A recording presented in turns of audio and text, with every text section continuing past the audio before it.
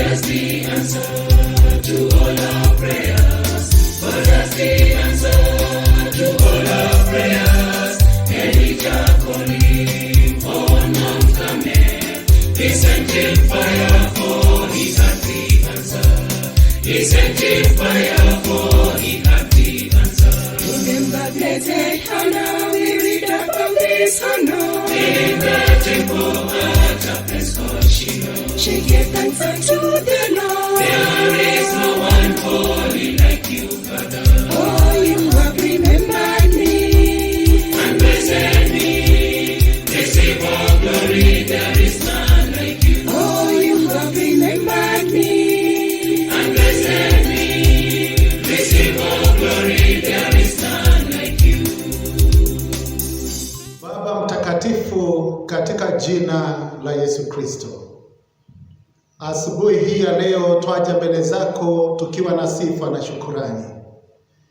Bwana, naomba katika ibada hii utubariki sisi zote na wale wote wanaotutazama pale nyumbani. Tunapoungana katika ibada hii Bwana, sisi wote ukatufanya kuwa kitu kimoja, tukaipokee baraka kutoka kwako. Tumekuja mbele zako asubuhi hii ya leo Baba wa mbinguni kama tumepungukiwa. Tuomba katika ibada hii Bwana uweze kutujaza kwa wema wako. Tuomba ukaweza hata kubariki mioyo yetu. Tuomba Baba wa mbinguni, mahali tumeziacha njia zako Bwana uturejeshe. Mahali tumepungukiwa Bwana utujaze. Na sasa Baba wa mbinguni, asubuhi hii ya leo twajiweka na kujiachilia mkononi mwako. Katika kila jambo na kila hatua Bwana, Mungu kaweza kutembea pamoja nasi. Na ni kwa njia ya Yesu Kristo tumeomba na hata kuamini.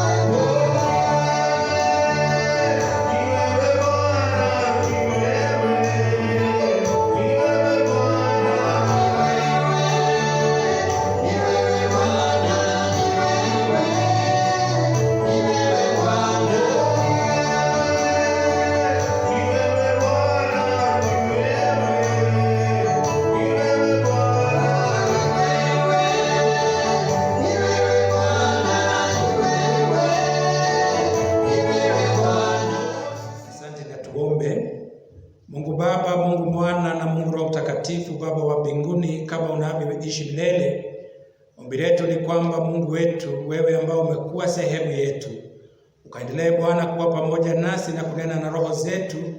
Bwana, ukaweze kunitumia kama chombo na nikaweze kuwa baraka kwa watu wako, wale ambao wananisikiliza Mungu wetu asubuhi hii. Bwana mwema, utubariki sote na unitumie kama chombo. Tuomba ya kwamba maneno ya kinywa changu na mawazo ya moyo wangu yaweze kubarika mbele zako, ewe Mungu wetu na Baba yetu, kwa njia ya Yesu Kristo Bwana wetu. Praise the Lord. Bwana asifiwe. Amen. Basi nataka kuchukua nafasi hii asubuhi ya leo ya tarehe 5 mwezi wa 7 ili niweze kuwasalimia nyote na pia kumtukuza Mungu na kumshukuru kwa ajili ya kunipa nafasi ili niweze kulinena neno la Mungu kwetu sisi wote na tukaweze kubarikiwa. Nataka kuchukua nafasi hii mara tena ili niweze kumshukuru Archdeacon wetu Venerable Henry Waroi, na ambaye ni Archdeacon wangu katika Archdeaconry hii ya Molo, because currently I'm now serving at ACK St. Peter's Turi Parish. Na nashukuru Mungu sana kwa ajili ya nafasi hii. Naomba ya kwamba Bwana ataweza kutubariki sote kwa ujumbe wa siku hii ya leo. Nataka kutaja kichwa cha mahubiri yangu asubuhi hii ya kwamba I'll be preaching on hope in times of despair, yaani kupata matumaini wakati ambapo inaonekana kwamba hakuna matumaini. As we all know, ni kwamba wakati kama huu familia nyingi pamoja na watu wengi wa Mungu wameweza kushikwa na ile hali ya kutokuwa na tumaini, especially when the whole world and our nation and every person in the world is suffering from the COVID-19. Lakini Bwana ni mwema, kwa sababu wakati hakuna matumaini, yeye huweza kutupa matumaini. Theme ya mambo ya hope in despair is not a new theme in the whole Bible, kwa sababu utakuta ya kwamba tumaini is actually a virtue. Ni neno ambalo linasimamia ya matumaini katika Biblia yote, ya kwamba in the Bible we find many stories ambazo zimekuwa ni wakati wa shida, wakati wa matatizo mengi, times that we can call times of crisis, wakati wa despair, yani wakati wa kukosa matumaini, wakati mgumu, na ni wakati ambapo tumaini ama imani ya watu wengi imeweza kujaribiwa. So in the whole Bible we find times of crisis, and those stories that we read are stories that also show ya kwamba in times of despair we can have hope. Despair ni nini? Wakati tunasema hakuna matumaini. Wakati hakuna matumaini, in English we say it is a time of hopelessness. It's a situation of darkness. It's a situation of deadness. It's a situation of complete crisis. Wakati ambapo hakuna matumaini ni wakati kama wa kuomboleza, ni wakati wa kulia na kushindwa mtu atafanya nini. Na we face crisis, we face challenges in this life because of the numerous problems that we face every day. Na kila wakati swali ambalo liko ndani ya mioyo yetu ni je, kuna tumaini? Is there hope in times of COVID-19? Je, kuna tumaini wakati wa coronavirus? Hilo ni swali ambalo kila mmoja wetu anaweza kujiuliza.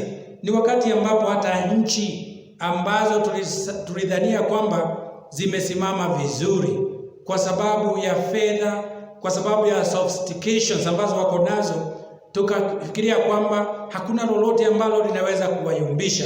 But today, as we look at the whole world, we see that there is no one, there is no nation that is able to help others. Hata imefika wakati ambapo hata serikali yetu imeweza kusema ya kwamba umefika wakati ambapo sasa everybody will take a personal responsibility, so that even when the economy is going to be open, every one of us is going to take a personal responsibility. Na kwa hivyo tunajiuliza, je, kuna tumaini wakati kama huu? In our lives we face challenges, not only because of COVID-19. You as an individual or even as a family, maybe this morning you are going through a challenge, you are going through a problem ambayo katika mawazo yako sasa unauliza, je, kuna tumaini? Even in that situation, let me tell you, if we follow what the Lord is going to tell us this morning, then we shall realize that there is hope in times of despair. I think of Africa, na ninajiuliza maswali mengi juu ya Afrika. Wakati Afrika imekuwa described, utaona ya kwamba Africa can be likened, and many people have said that there is hopelessness in Africa. There is desperation. And it's not a wonder. Kuona wakati COVID-19 ilikuja, even people from great nations were waiting for people really to die in big numbers in Africa, because Africa has been described as a continent where there is despair, a continent where there is hopelessness. Na hapo ndipo tuko hata asubuhi hii, because we are Africans. Let me remind you, like for example, one time somebody called Ali Mazrui, now he's late. He's no longer alive, he's dead. But he described Africa as a retarded continent. Ni continent ambayo haikui. Hiyo inaonyesha hopelessness. Not only that, even the World Bank kuna wakati ilisema that Africa ni a continent that is lost. Continent ambayo hakuna tumaini, ni continent ambayo imepotea. Na mtu mwingine tunamjua vizuri, our own former president, now he's late, the late Daniel Arap Moi. Kuna wakati alisema Africa is a bleeding continent, kuonyesha kwamba ni kama imechapa. Unajua when we say that Africa is a bleeding continent, kama ukute mtu amepigwa na sasa ni damu tu inatoka katika mwili wake. So Africa ikaonekana ni kama haina matumaini. And let me tell you, it may be true because of the challenges that Africa face. For example, if we think of what has been happening in Africa, like in the 20th century, tunakumbuka Africa was fighting with the issue of slave trade. Tunakumbuka hivyo. Tunakumbuka ya kwamba Africa has been facing a lot of wars. Na kwa hivyo wakati watu wanasema Africa has no hope, maybe you may think it is true. Even now, we are still struggling with the HIV/AIDS pandemic in Africa. Kwa hivyo tunaona ya kwamba ni kama kuna a lot of hopelessness in Africa. Even in the 21st century, we are still facing a lot of problems. Corruption. We have had issues of corruption even in our own country. And it looks like we are hopeless. We are not able to fight corruption. That even when we take people to our courts, what is happening? They are just saying ya kwamba hawana makosa, ili hali ya kwamba watu wengi wa nchi hii wanaendelea kuteseka. A lot of hopelessness. Lakini je, tujiulize, kuna hope kwa ajili ya continent ya Africa? Je, kuna hope kwa ajili ya nchi yetu? Na je, asubuhi ya leo unaweza jiuliza, je, kuna tumaini katika maisha yangu? Je, kuna tumaini katika maisha ya jamii yangu? Na nataka nikuambie ndio kuna tumaini. By asking ourselves to read John chapter 6 verse 1 to 15.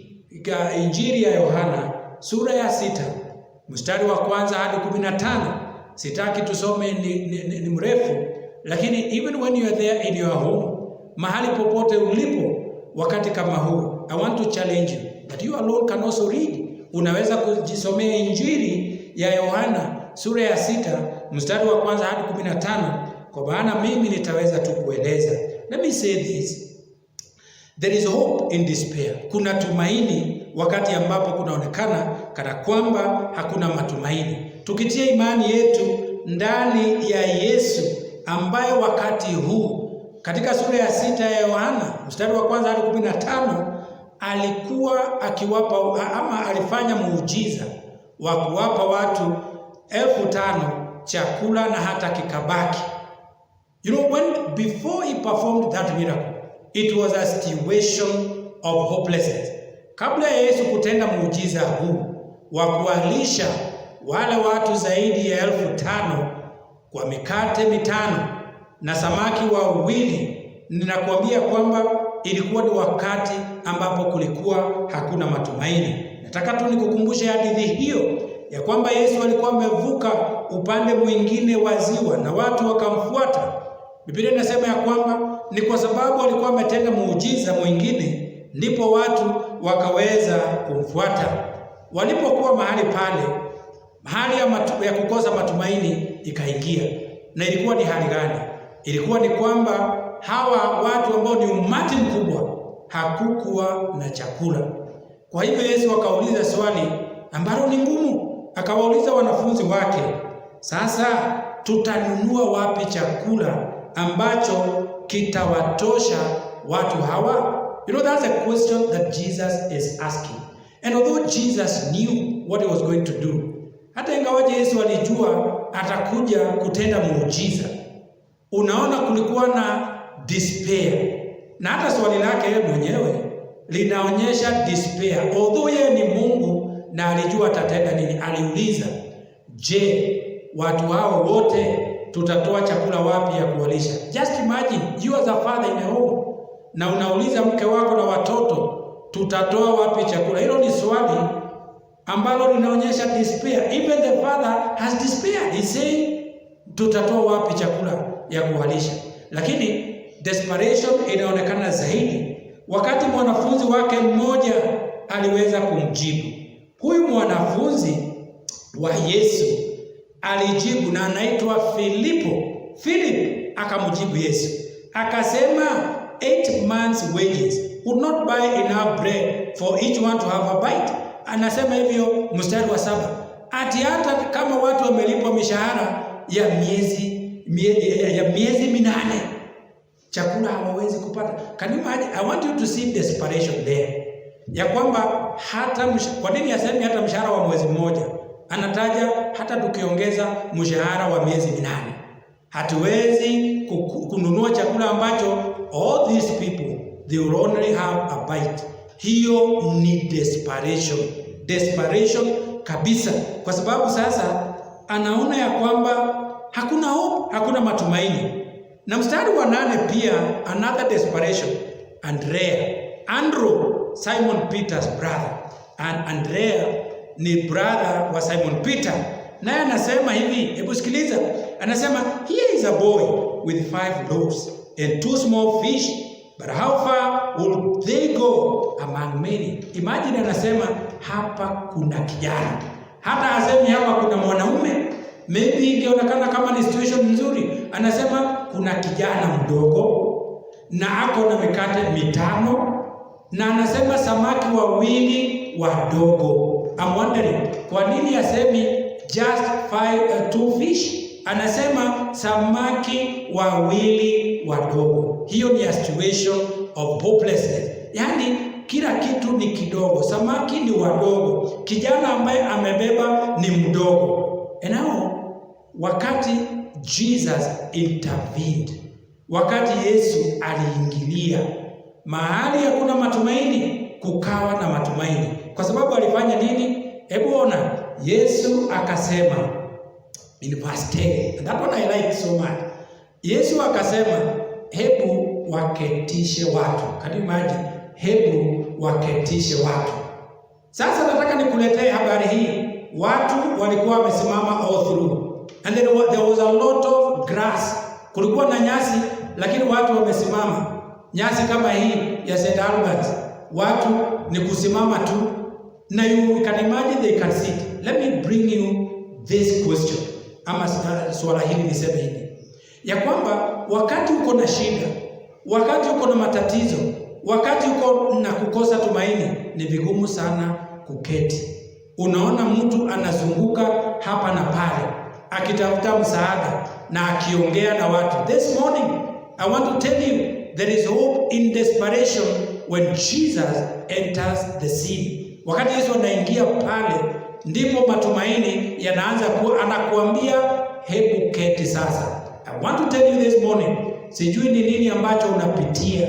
Sijui kando na COVID-19 ambayo imefanya watu wapoteze kazi, ambayo imeleta a lot of gender based violence, vita nyumbani. Nataka nikuambie, hebu keti sasa. Keti sasa, kutakuwa na matumaini ndani ya Yesu.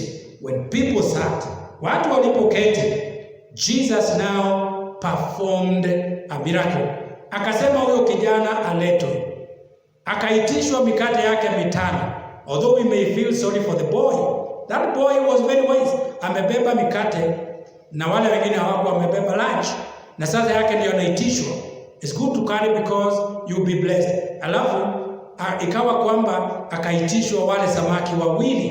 And then Jesus looked up and he thanked God and he multiplied the 5 loaves and the 2 fish. Na watu wakala, na ikawa kwamba wameshiba na wakabakisha. Biblia inasema ya kwamba vikapu 12 vikaweza kuokotwa. I want to tell you, now there is hope in times of despair. Kuna tumaini wakati ambapo inaonekana ni kama hakuna matumaini. Wewe tu, you need to align yourself with Jesus Christ, and he's going to perform a miracle right now. Ya kwamba wewe keti umsikilize Yesu na uwe na tumaini na uwe na imani ya kwamba is going to perform a miracle right now. I do not know what you're going through at home. Sijui mahali huko ni yapi ambayo unayapitia. But I want to assure you today, popote Yesu alienda akitenda mema. Nyumba yote alitembea, alienda akatenda mema. Wagonjwa akawaponya, viwete wakaweza kutembea, waliokosa chakula kama 5,000 akawapa chakula. So your problem is not greater than the power of Jesus that is going to perform a miracle today in your life. Just believe, and God is going to do it. In the times of COVID-19, I want to assure you, the Lord is working. Yesu anatenda muujiza na hali hii itaweza kurudi nyuma. Hali yako Mungu anataka kuingilia saa hizi, but you only need to have hope. You only need to trust in this Jesus who has performed a miracle. In John chapter number 6, you are there, you are hopeless today. I do not know the situation, but maybe you are even contemplating kujiua. Mimi najua watu wengi ukiwasikiliza, they want to commit suicide. Wanataka kujiua because of what they are going through. Maybe you are there and you are wondering what to do. You have money in the house and there is no money.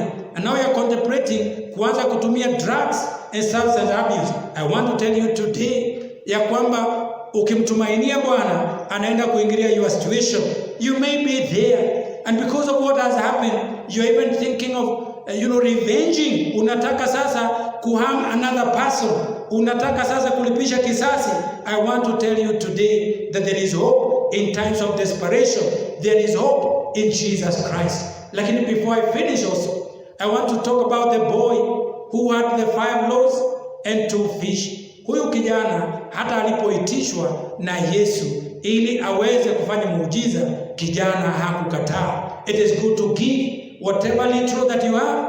Kama ni hiyo mikate 5 na hata samaki 2, kuna mwingine ambaye ako na shida zaidi yako, na ni wakati huu wa COVID-19. If you release, kama what the boy did. For example, I try to imagine hizo vikapu 12, kama ni wewe Yesu, ungempa nani? Kama ni mimi Yesu, basi ningempa yule kijana hizo vikapu 12, because after giving you also get back. Kwa hivyo my brother and my sister, whatever you're going through, I do not know, but you may have something that you can share with others who are in need. Kwa hivyo siku ya leo nimemaliza na nikisema ya kwamba there is hope in times of desperation.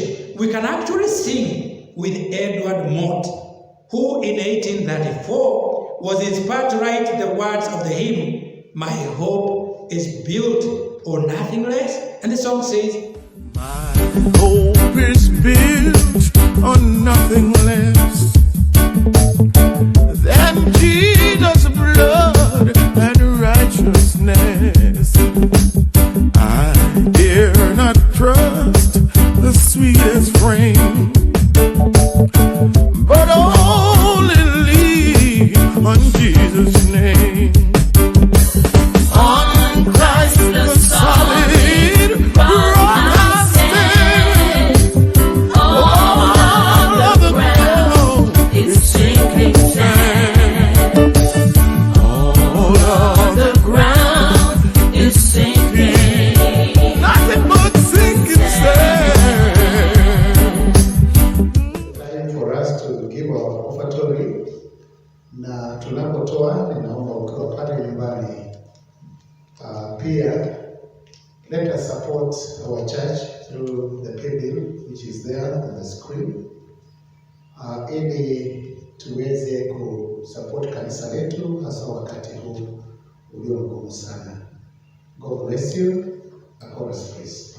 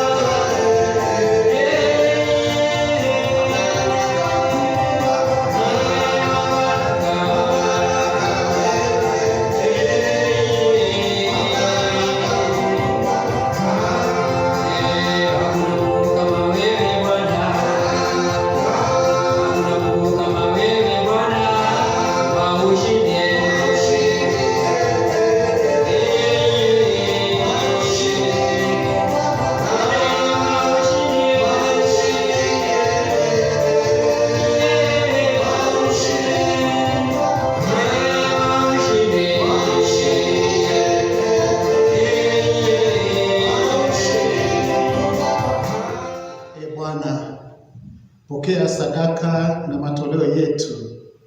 Tunajua kuna wengi wanaenda bila chakula, wengine biashara zao wakati huu zimekuwa na changamoto. Lakini kati ya mambo haya yote Bwana, hatujakosa kitu ya kukutolea katika biashara hizo, katika mashamba tulio nayo na katika kazi tulizo nazo. Tuomba Bwana ukaweza kubariki sadaka na matoleo yetu yote ambayo tunayafanya kupitia offertory box na pia katika paybill yetu. Bariki familia zote ambao wamejitoa katika kushikilia kazi ya Mungu, hasa wakati huu ulio ngumu sana. Na tunaomba hayo katika jina la Baba na Mwana na Roho Mtakatifu. Amen. Bariki.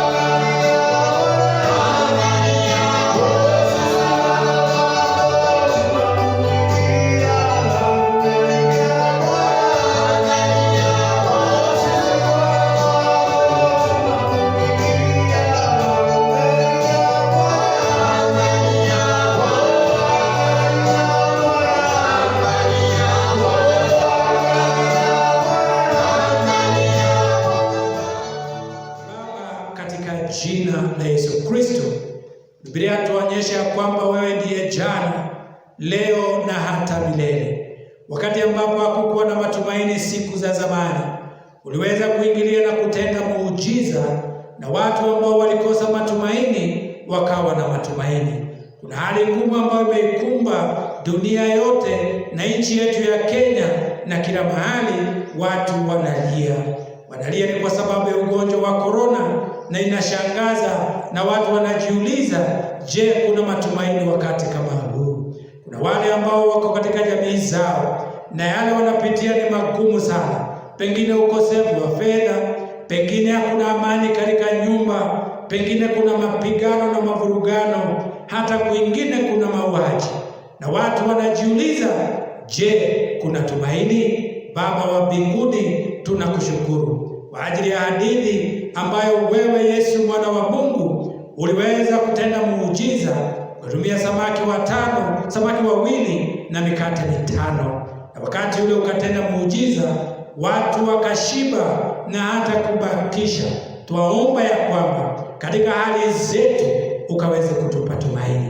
Kuna tumaini wakati wako tumekosa matumaini. There is hope in times of despair. And it's our prayer today that you may meet us at the right points of our needs. Kutana na huyo mama, kutana na huyo mzee, kutana na huyo kijana, kutana na huyo mtoto ambaye wakati huu hana matumaini. Kuna yule ambaye hata anashangaa kama kuna haja ya kuendelea kuishi. Hivyo basi, he is contemplating to kill himself. Baba wa mbinguni, usikubali ajiue. Usikubali atumie njia zingine kutaka kujisaidia. Umpe matumaini wakati huu ambapo hakuna matumaini. Tuombea kanisa lako wakati huu inaonekana kana kwamba hakuna matumaini, ukalete matumaini. Tuombea nchi yetu wakati kunaonekana hakuna matumaini, ukaweze kuleta matumaini. Bwana, twakuinua na hata kulitukuza jina lako. Sikiliza dua zetu, kwa maana twaomba katika jina la Baba na la Mwana na Roho Mtakatifu. Amen. Bwana wabariki sana na azidi kuwadumisha upate matumaini wakati ambapo hakuna matumaini. Mwenyezi Mungu Baba wetu wa mbinguni, endelea kutubariki na neno ambalo tumesikia kwa masikio yetu siku ya leo likawe taa ya miguu yetu. Utupe matumaini wakati huu inaonekana kana kwamba hakuna matumaini. Sasa Mwenyezi Mungu awabariki na kuwalinda. Mwenyezi Mungu awaangalie kwa wema na kuwafadhili. Mwenyezi Mungu awaonyeshe wema wake na kuwapa amani. Nazo baraka za Mungu Mwenyezi, Baba na Mwana na Roho Mtakatifu ziwe kwenu, zikae nanyi sasa na hata milele. Amen. God bless you. God bless you so much.